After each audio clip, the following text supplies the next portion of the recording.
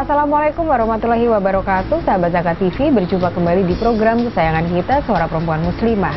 Kalau kita bicara tentang peternakan, itu pasti ada hubungannya juga dengan pertanian. Tapi apakah benar seperti itu? Di samping saya telah hadir Mbak Yuyu Rahayu. Assalamualaikum Mbak. Waalaikumsalam warahmatullahi wabarakatuh. Mbak Yuyu, kalau tadi saya singgung bahwa peternakan itu ada hubungannya nggak sih dengan pertanian? Penjelasannya seperti apa Mbak? Iya, sangat berhubungan ya. Jadi pertanian dan peternakan itu ibaratnya itu seperti saling melengkapi lah satu dengan yang lainnya. Seperti itu. Seorang petani biasanya akan mayoritas dikatakan dia akan punya sampingan beternak gitu. Tapi seorang peternak itu belum tentu jadi petani, jadi gitu petani ya. Gitu ya. Nah, sahabat Zakat TV, Mbak Yuyu Rahayu ini adalah manajer marketing komunikasi dan bisnis Kampung Ternak Nusantara. Iya. Mbak, Kampung Ternak Nusantara itu apa?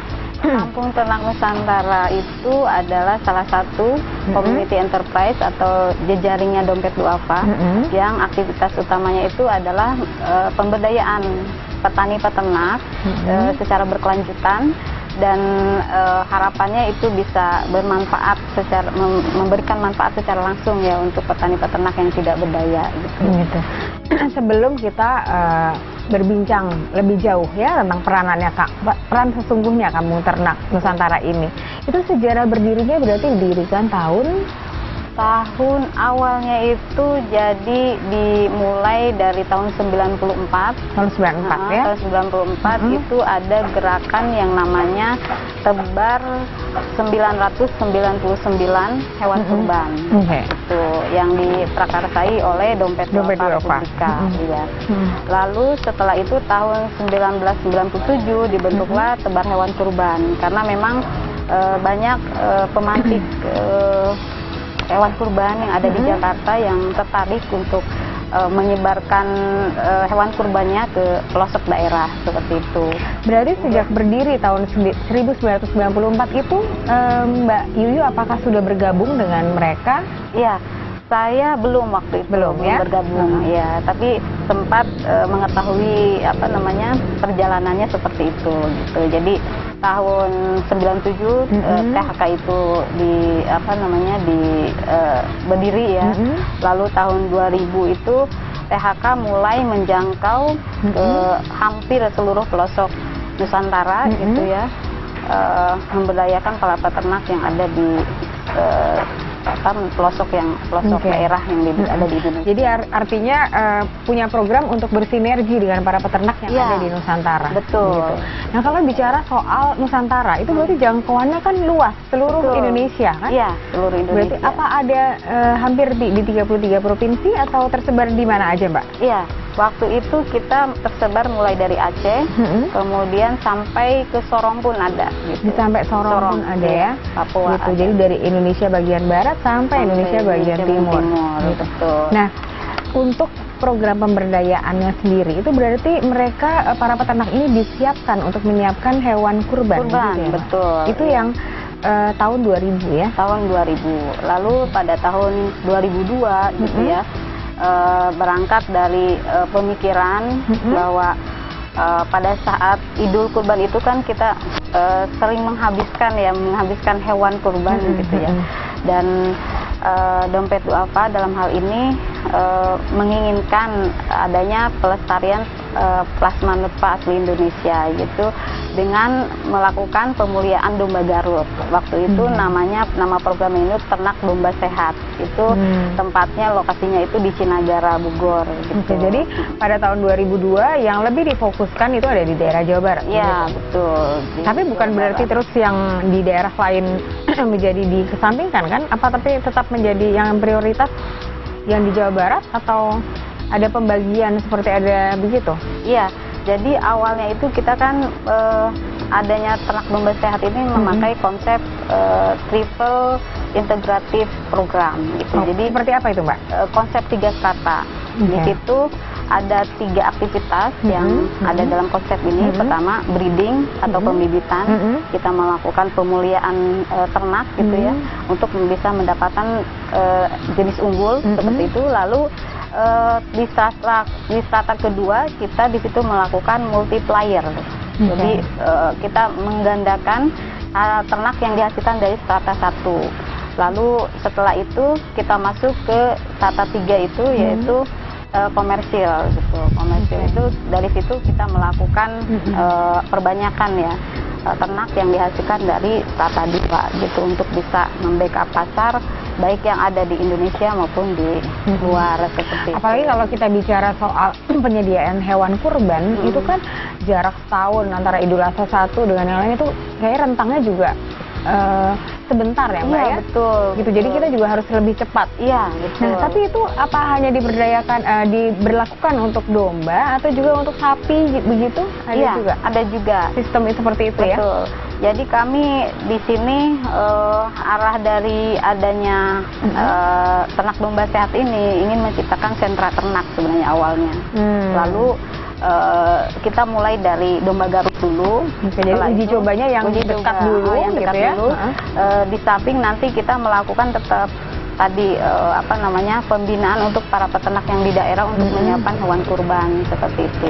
Itu dari mulai tahun 2002. Perjalanan ke sini Mbak, itu kan tadi uji cobanya adalah di daerah Jawa Barat, ya jangkauannya lebih dekat. Betul. Kemudian perkembangannya selanjutnya apakah sudah mulai diberlakukan di daerah-daerah lain selain di Jawa Barat? Selain Jawa Barat, ya pada tahun setelah itu pada tahun 2005 kita merubah konsep ya dari center breeding menjadi village breeding gitu. Jadi kita melakukan pembibitan langsung di daerah-daerah gitu ya dengan beragam jenis ternaknya gitu. Tidak hanya domba Garut, tapi itu juga tahun ada kambing. 2005. 2005. Jadi di situ mungkin ya langsung di kampungnya sendiri di daerahnya. Kemudian mulai di situlah terbentuk ada kampung ternak. Betul. Dari situlah mulai terbentuk kampung ternak. Berarti pendekatannya juga harus lebih lebih langsung begitu kepada peternaknya. Iya, betul. Kita harus di situ membina mendampingi peternak gitu ya, melakukan karena ini aktivitas pembibitan di situ tidak lepas dari yang namanya recording atau pencatatan ya, mulai dari tanggal kawin, tanggal lahir ya, kemudian bobot sapi, bobot lahir, bobot sapi kayak gitu untuk bisa menghasilkan ternak unggul tadi gitu. Menghasilkan ternak unggul ya, jadi perlu ada juga pembinaan. Iya. Tapi sahabat Zaka TV juga pasti juga ingin tahu Mbak, tidak hanya pembinaannya, tapi kehadiran Mbak Yu Rahayu di sini mungkin nanti juga akan cerita sejak kapan bergabung di kampung ternak dan apa yang dilakukan di sini. Saat lagi bersama kami di program Suara Perempuan Muslimah.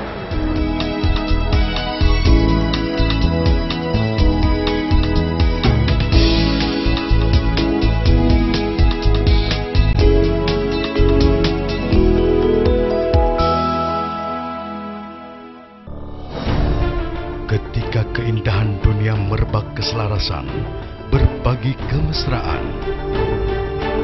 Ketika sejuta tangan merangkai kebahagiaan dalam kehidupan yang harmoni. Ketika zakat Anda wujudkan indahnya dunia.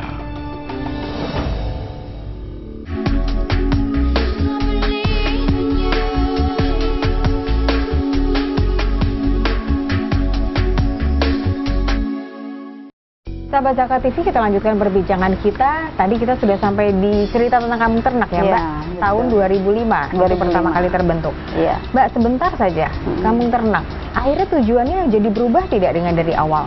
Atau kampung ternak sendiri punya tujuan yang sekarang lebih spesifik? Iya, jadi dengan dibentuknya kampung ternak itu kita lebih melebarkan sayap lah istilahnya seperti itu ya.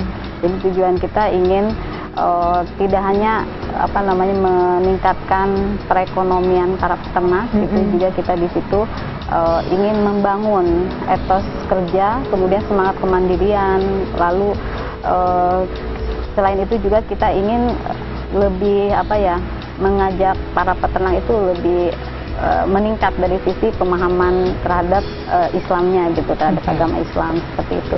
Karena ini menjadi salah satu indikator keberhasilan kami juga dari tidak istilahnya ternak itu hanya alat gitu ya, seperti itu. Yang kami bina itu kan lebih kepada sikap ya, peternaknya gitu, sendiri, peternaknya ya? itu sendiri. Nanti kalau misalnya sikapnya itu sudah, mentalnya itu sudah berubah, yang namanya perekonomian itu akan mengikuti gitu. Oke.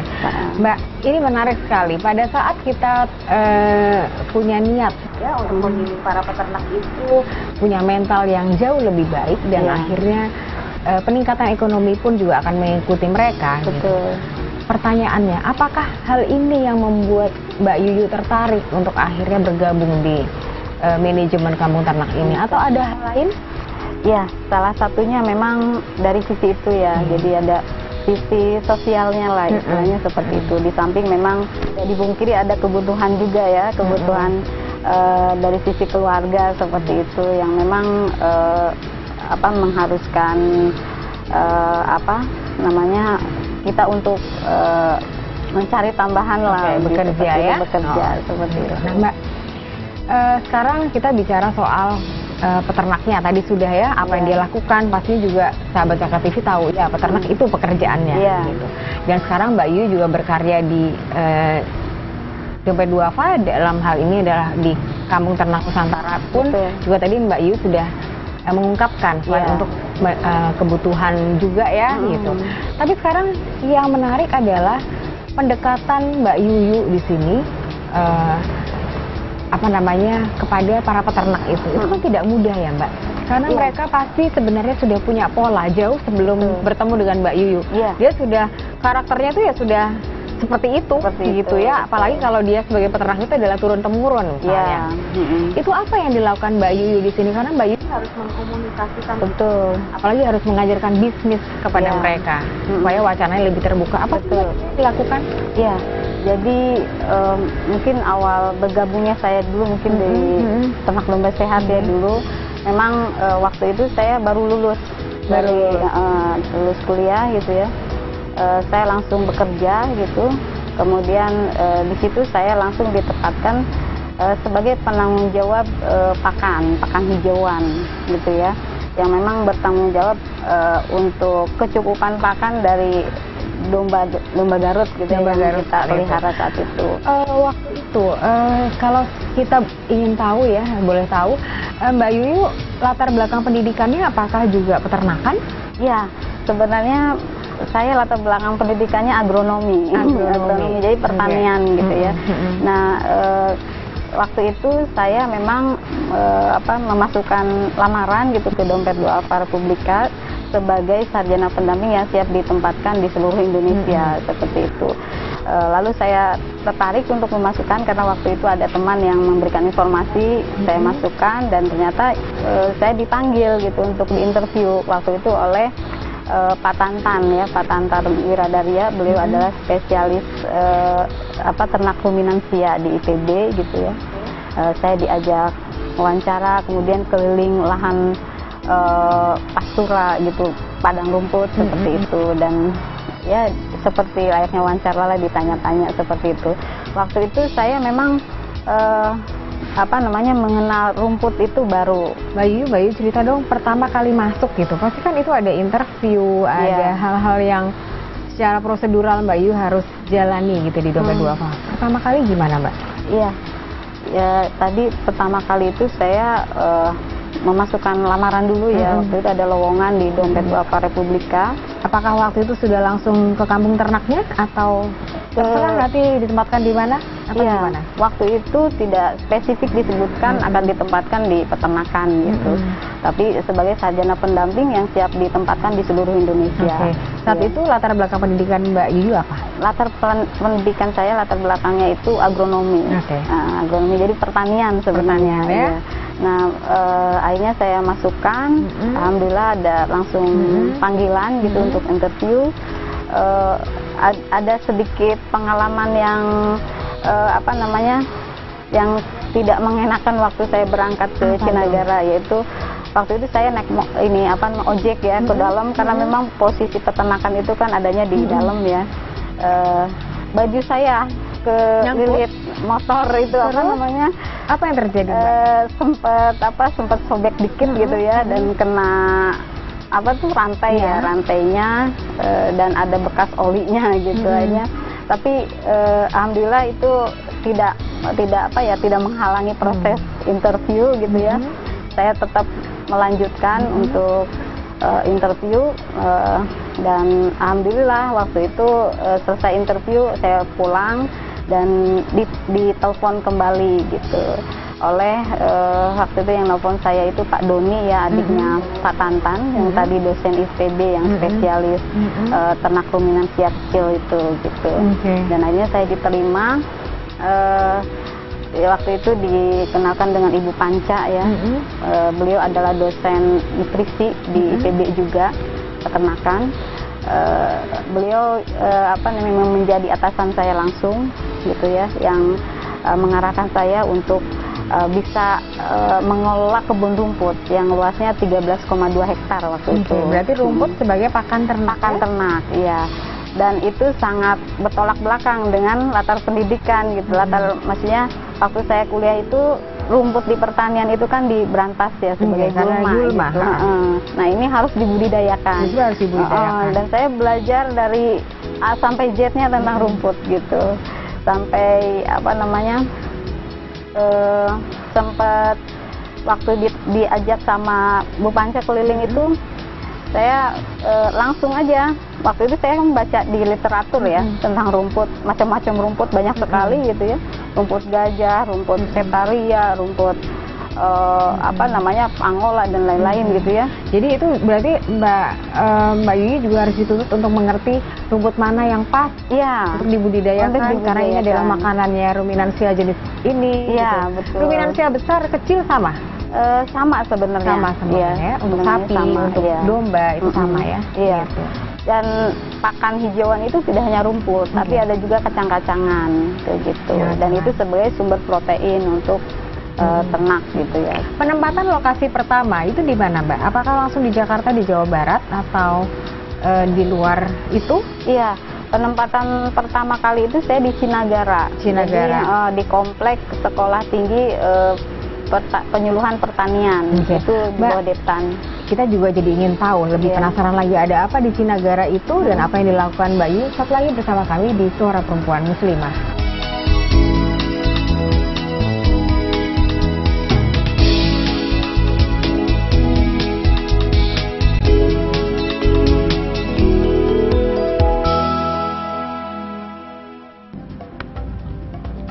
Semangat kemenangan harus berasal dari sportivitas yang datang dari hati. Saya Bawang Pamungkas, saya zakat di Dompet Duafa. Keluarga adalah sumber inspirasi saya. Kehangatannya datang dari hati.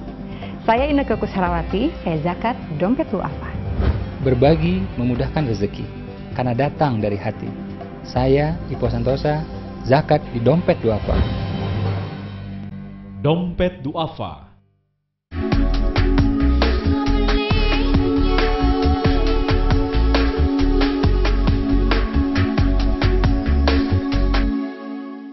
Sahabat Zakat TV, kita lanjutkan perbincangan kita, Mbak Yuyu.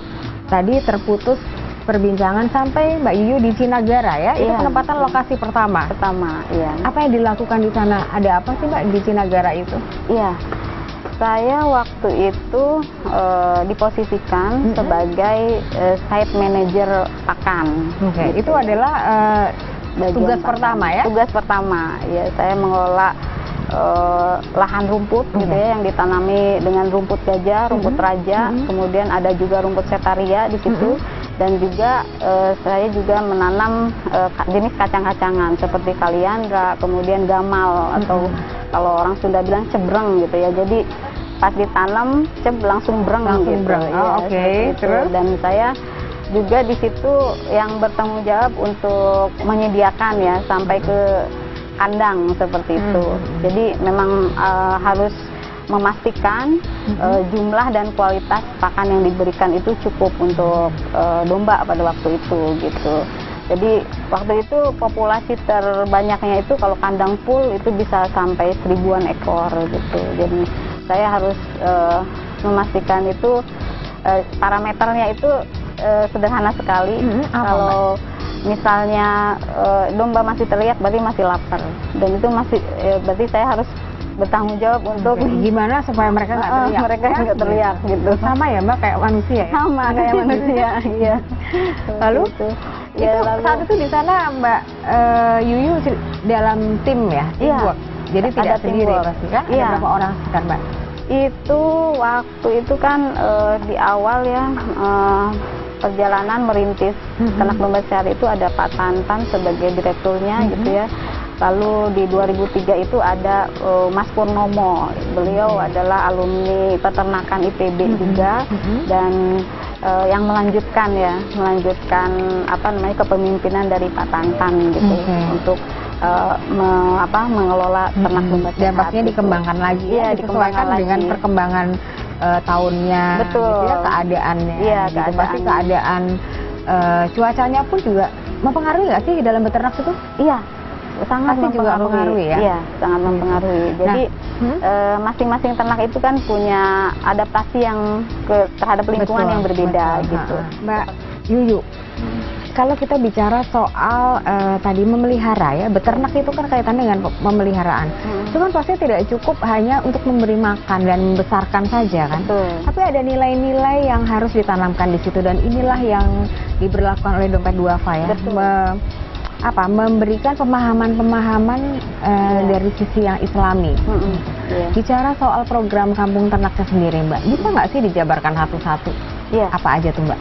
Ya, jadi program kampung ternak yang kami jalankan itu tidak lepas dari divisi yang ada di dalam di kampung ternak itu sendiri ya. Kami itu ada divisi program, kemudian ada juga divisi marketing, komunikasi dan bisnis. Nah, divisi program ini merupakan divisi community development, artinya yang melakukan aktivitas pemberdayaan ya, pemberdayaan masyarakat, yaitu petani peternak tadi gitu ya. Nah, di dalam divisi program ini inilah yang dilakukan yang namanya pendampingan ya, pendampingan terhadap petani peternak. Itu tidak hanya dari sisi teknik beternaknya, kemudian ada juga dari sisi kelembagaannya gitu, kelembagaan. Nah, ini terlepas dari tujuan tadi ya, tujuan adanya kampung ternak itu sendiri gitu ya, ingin menciptakan social entrepreneur gitu ya, entitas peternakan juga ya. Salah satunya seperti itu gitu ya. Kami ingin melahirkan para peternak yang memiliki jiwa kewirausahaannya itu etos kerja yang tinggi kerja yang tinggi gitu, seperti itu. Dan mereka juga dibina dari sisi spiritualnya. Jadi para pendamping yang mendampingi mereka itu dalam setiap pertemuan kelompok itu memasukkan yang namanya materi agama Islam ya. Contohnya seperti apa Mbak? Seperti misalnya tentang syukur, kemudian tentang kewajiban bekerja misalnya seperti itu. Itu kan bekerja itu adalah ibadah gitu bagi para kepala keluarga seperti itu. Sehingga mereka melakukan pekerjaannya beternaknya itu memang semata-mata ya, mereka ada semacam menjadikan bentuk kecintaan gitu ya. Gitu. Dan kita memang tidak boleh lupa ya, sahabat Zakat TV dan Mbak Yuyu ya pastinya, karena para nabi kita itu kan juga peternak ya? Betul, gitu. Iya. Mulai dari Nabi Adam dan Rasulullah Muhammad SAW sendiri adalah peternak gitu. Ya. Jadi dikatakan beternak itu adalah pekerjaan para nabi gitu ya. Jadi misalnya gitu, pada saat mungkin dulu para peternak-peternak ini pada saat ternaknya sakit atau mungkin mereka sedih yang berlama-lama. Kalau sekarang mungkin mereka lebih sabar lagi gitu ya. Nah itu tapi kan menanamkan rasa seperti itu ya. Saya tertarik dari pemahaman agama Islam, memasukkan mereka tidak hanya mengerti etos kerja atau kemandirian, tapi ada pemahaman agama Islam. Caranya seperti apa ya Mbak? Konkretnya tuh bentuknya kayak gimana? Iya, kami biasanya kan menempatkan pendamping itu di lokasi wilayah binaan dan tentu interaksi antara pendamping dengan peternak itu sangat intens gitu ya. Secara langsung ya? Secara langsung. Satu pendamping, dia mendampingi berapa peternak, Mbak? Satu pendamping itu minimal 5 kelompok. Oh, 5 5 kelompok yang satu kelompoknya itu 8 sampai 10 peternak. Oke, berarti paling tidak ada 40 orang di situ Iya, ya? 40 sampai 50 lah gitu. Itu minimal. Bahkan ada di wilayah lain Sukabumi itu sampai 70-an. Sampai 70-an. 70-an. Waktu itu Mbak Yuyu juga pernah kan menjadi pendamping kan? Saya waktu itu langsung terjun ke peternak itu pada saat menempati posisi saya sebagai penanggung jawab training dan pengembangan jaringan. Oke. Jadi saya membantu mereka membentuk lembaga lokal. Oke. Jadi program kami itu tidak hanya pendampingan, tapi juga kami ada program bisnisnya ya, seperti misalnya penjualan produk dan jasa gitu. Jasa itu, produk itu salah satunya adalah ternak itu sendiri. Ada domba, kambing, kemudian sapi, itik dan ayam kampung. Kemudian kami juga melakukan penjualan saprona, sarana produksi peternakan, dan produk olahan ternak ya, seperti misalnya susu kambing gitu. Kemudian ada juga produk kulit gitu. Nah, untuk jasanya itu ada mulai dari akikah, tebar akikah Nusantara yang memang akikah itu kami salurkan ke daerah-daerah wilayah binaan gitu, Mbak. Kemudian ada kurban, kemudian wisata ternak, sedekah ternak gitu. Mbak Yuyu, berarti Pendampingan ada kemungkinan besar nanti suatu hari Suara Perempuan Muslimah akan berkunjung ke kampung ternak Nusantara. sekali, Mbak. Kita akan ngobrol banyak tentang akikah Nusantara, tentang produk-produk mereka gitu ya. Boleh. Dan sahabat Zakat TV, terima kasih banyak telah bersama kami. Dan kita akan berjumpa kembali di program kesayangan kita Suara Perempuan Muslimah dengan episode yang tidak kalah menariknya. Wassalamualaikum warahmatullahi wabarakatuh. Waalaikumsalam. Terima kasih.